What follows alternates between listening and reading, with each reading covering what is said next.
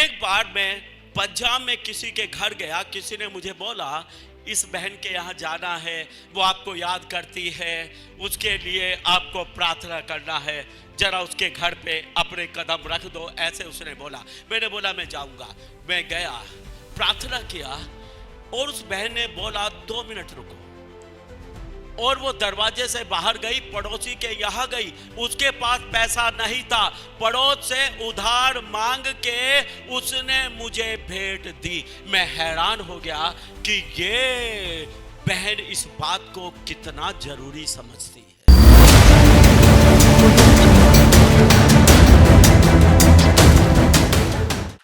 यहां पर एक साउल नाम का व्यक्ति है जो इस्राएली प्रजा का सबसे पहला राजा हुआ है, साउल। यह साउल एक साधारण व्यक्ति था और यह साउल अपने भाइयों में भी सबसे छोटा था। और साउल के पिता की गधियां खो गई थी और उसका पिता गधियों की चिंता कर रहा था कि मेरी गधी कहां चली गई।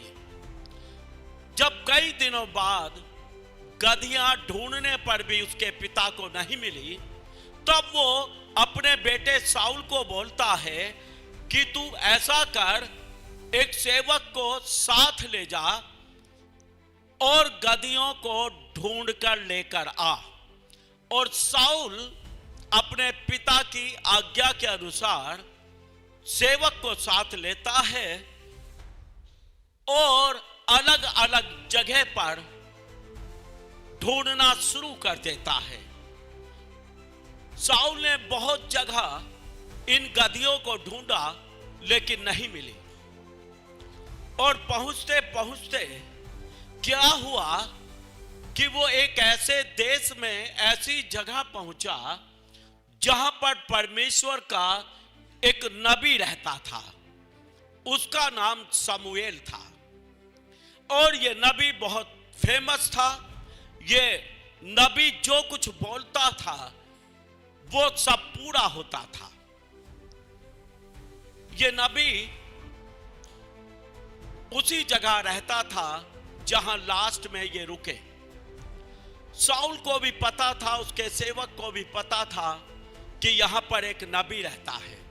अब ये बातें करने लगे कि यहां पर जो नबी रहता है, हम उसके पास जाएं, हम उससे पूछ लें और वो हमें बता देगा हमारी गधियां कहां चली गई, हमारी गधियां कहां से मिलेंगी।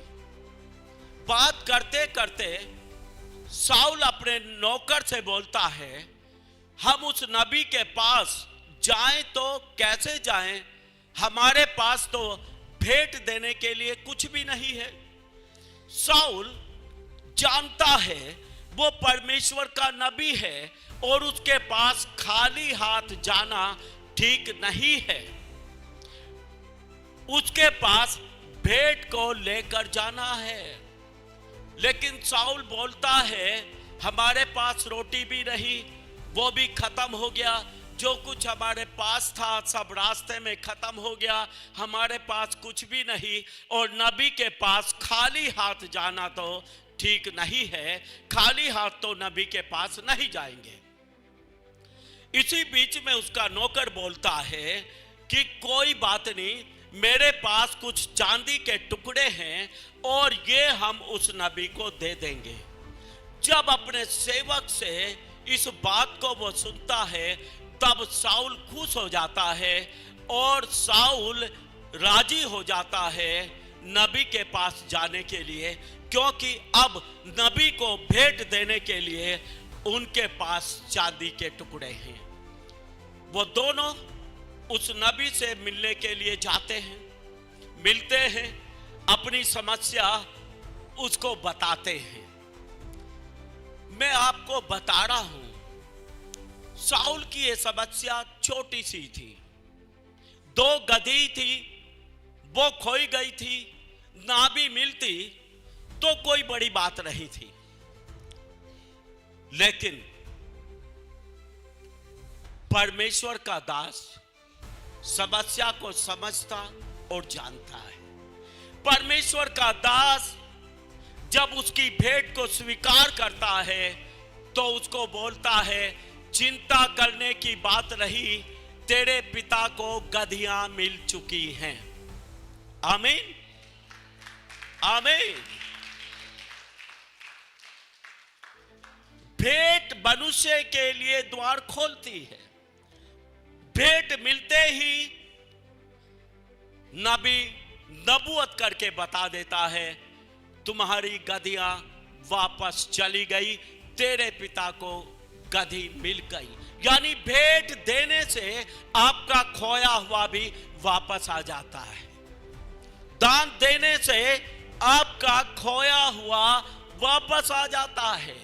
बहुत सारे लोग अपने खोए हुए के लिए ही रोते रहते हैं। बिजनेस इतना बड़ा था जी, हमारे पास इतना पैसा था जी, हमारे पास इतना प्रॉपर्टी था जी, यही सब लेके लोग रोते रहते हैं।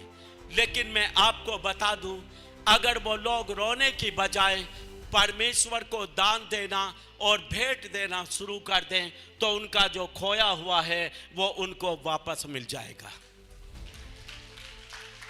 हालेलुया। भेंट देने से आपका खोया हुआ स्वास्थ्य वापस आएगा। भेंट देने से आपको चंगाई मिलेगी, आपको छुटकारे मिलेंगे। भेंट देने से हर एक वो चीज, हर एक वो आशीष जो आपके पास पहले थी, खोई गई, जा चुकी, भेंट देने से वो आपके पास वापस आती है। आमीन। अब गधियों की बात तो हो ही गई, लेकिन उससे बड़ी भविष्यवाणी शाऊल के लिए होती है। शमूएल बोलता है, अरे क्या गधियों की चिंता करता है, ये जो देश है ना, सारा देश तेरा ही है। मतलब परमेश्वर ने तुझे इस देश का राजा होने के लिए चुना है। हालेलुया। गधिया ढूंढने आया था, गधियों की चिंता करता है, लेकिन जब शमूएल नबी के हाथ में भेंट देता है तो एक बड़ी आशीष परमेश्वर इसे देता है और ये इस्राएल का राजा होने के लिए घोषित कर दिया जाता है। आमीन। भेंट आपको ऊंचा करती है। आपकी ये आदत कि आप भेंट देने में चूकते नहीं, ये आदत आपको बहुत ऊंचे ले जाएगी, ये बहुत बुलंदियों पर ले जाएगी। अगर किसी की आदत भेंट देने की है, इसका मतलब वो बुलंदियों पर पहुंचेगा, उसके लिए बहुत सारे आशीष के मार्ग खुलेंगे। आमीन। और शाऊल के लिए जो भविष्यवाणी होती है कि परमेश्वर ने तुझे राजा होने के लिए चुना और शाऊल इस्राएल देश का राजा बन जाता है। आमीन, आमीन। लेकिन शाऊल का क्या नेचर था? शाऊल का नेचर यह है कि नबी के पास जाना है तो बिना ऑफरिंग के नहीं जाना है, बिना भेंट के नहीं जाना है, खाली हाथ परमेश्वर के दास के सामने नहीं जाना है, क्योंकि भेंट मनुष्य के लिए द्वार खोलती है। हालेलुया। बहुत सारे लोग इस चीज को बहुत तुच्छ समझते हैं। बहुत सारे लोग परमेश्वर के दास को हल्का लेते हैं। परमेश्वर के दास का जीवन परमेश्वर के साथ जुड़ा है। परमेश्वर के दास के साथ परमेश्वर रहता है।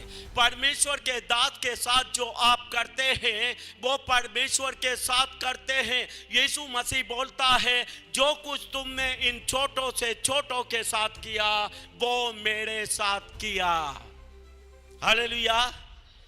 जब आप परमेश्वर के दास को भेंट देते हैं तो ये भेंट आप परमेश्वर को देते हैं, ये भेंट किसी मनुष्य को नहीं देते हैं, और परमेश्वर किसी का कर्जदार नहीं है। हालेलुया। हालेलुया।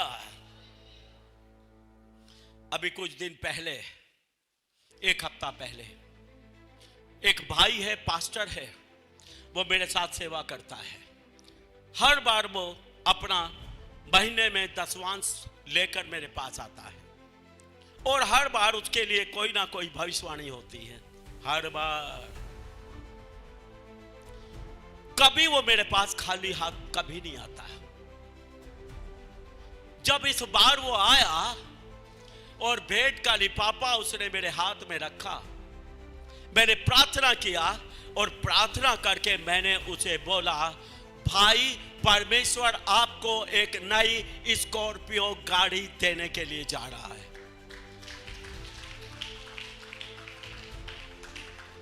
और वो हैरान हो गया। उसने बोला, पास्टर जी आप लिफाफे के ऊपर पढ़ो, लिफाफे के ऊपर ये प्रेयर रिक्वेस्ट है कि प्रभु हमें एक नई कार देगा, नई कार दे, इसके लिए प्रार्थना करो। देखो, उनका प्रेयर रिक्वेस्ट ये था। और उसने बोला कि जब हम रास्ते में आ रहे थे तब मेरी पत्नी कह रही थी हमें स्कॉर्पियो ही लेनी है, हमें नई स्कॉर्पियो खरीदनी है। हालेलुया।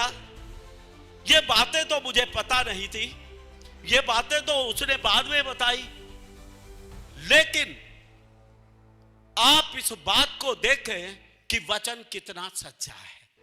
हालेलुया। वचन कितना सच्चा है। जो वो चाहते थे वही उनके लिए नबूवत हुई।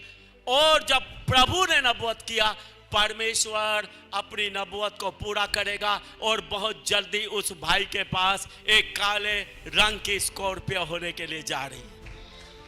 आमीन। भेंट द्वार खोलती है। आप कोई प्रेयर रिक्वेस्ट दे रहे हैं प्रभु के दास को, आप दें, उसके साथ आप भेंट भी दे दें। अगर आप भेंट दे रहे हैं तो आपके लिए द्वार खुल चुका है। हालेलुया। प्रभु तुरंत जवाब देगा। हालेलुया। उस पास्टर की जो इच्छा थी, जो वो चाहता था, भेंट का लिफाफा, दसवांश का लिफाफा हाथ में रखते ही परमेश्वर ने बोल दिया। हालेलुया। ऐसी बहुत सारी गवाहियां हैं, ऐसे बहुत सारे लोग हैं जिनको भेंट देने की आदत है और वो बहुत आशीषित हुए हैं। यहां पर भी बहुत सारे लोग बैठे हैं जिनको मैं पर्सनली जानता हूं। अगर परमेश्वर के दास से मुलाकात हुई तो उस मुलाकात पर बिना भेंट के वो परमेश्वर के दास को नहीं छोड़ेंगे और वो परिवार, वो जीवन आशीषित है। आमीन, आमीन। ये सच है। आपके पास चाहे 10 रुपया है, आप खुदा के दास को खाली हाथ जाने ना दे, खाली हाथ जाने ना दे। मैं आपको बताना चाहता हूं, पंजाब में लोग देने में भी बहुत अच्छे हैं। एक बार मैं पंजाब में किसी के घर गया, किसी ने मुझे बोला इस बहन के यहाँ जाना है, वो आपको याद करती है, उसके लिए आपको प्रार्थना करना है, जरा उसके घर पे अपने कदम रख दो, ऐसे उसने बोला। मैंने बोला मैं जाऊंगा। मैं गया, प्रार्थना किया और उस बहन ने बोला 2 मिनट रुको, और वो दरवाजे से बाहर गई, पड़ोसी के यहाँ गई, उसके पास पैसा नहीं था, पड़ोस से उधार मांग के उसने मुझे भेंट दी। मैं हैरान हो गया कि ये बहन इस बात को कितना जरूरी समझती है। आमीन। लोग बोलते हैं है नहीं, कहां से दें। वो जानती है अगर मैं उधार आटा लेकर खा सकती हूं, उधार चीनी चाय की पत्ती लेकर आ सकती हूं, तो मैं उधार करके परमेश्वर के दास को भेंट भी दे सकती हूं। मेरे दरवाजे से परमेश्वर का दास खाली हाथ नहीं जाएगा। और मैं आपको बता दूं, ऐसे लोग बढ़ती को पाते हैं, ऐसे लोग आशीष को पाते हैं। आमीन, आमीन। दान दसवांश किसी पादरी ने बाइबल में नहीं लिखा है, ये किसी पास्टर का कानून नियम नहीं है। ये बाइबल में लिखा है, सैकड़ों बार लिखा है, भेंट देना, दसवांश देना पुराने नियम से लेकर नए नियम तक बाइबल के अंदर लिखा है। ये प्रभु का वचन बोलता है। और मैंने पहले ही बताया, जो प्रभु के आज्ञाकारी हैं, जो वचन को मानते और सुनते और पालन करते हैं, परमेश्वर उन्हें आशीषित करता है। आमीन। कितने लोग आज फैसला करते हैं कि हम भेंट और दसवांश के बिना मसीह जीवन नहीं जिएंगे। इस रविवार अपने पूरे परिवार के साथ चर्च आइए और प्रभु की आशीषों से भर जाइए। चर्च का पता एक बार फिर से मैं आपको बता देती हूँ।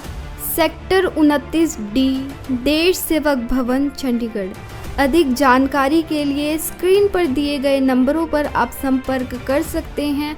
आप सभी को जय मसीह की।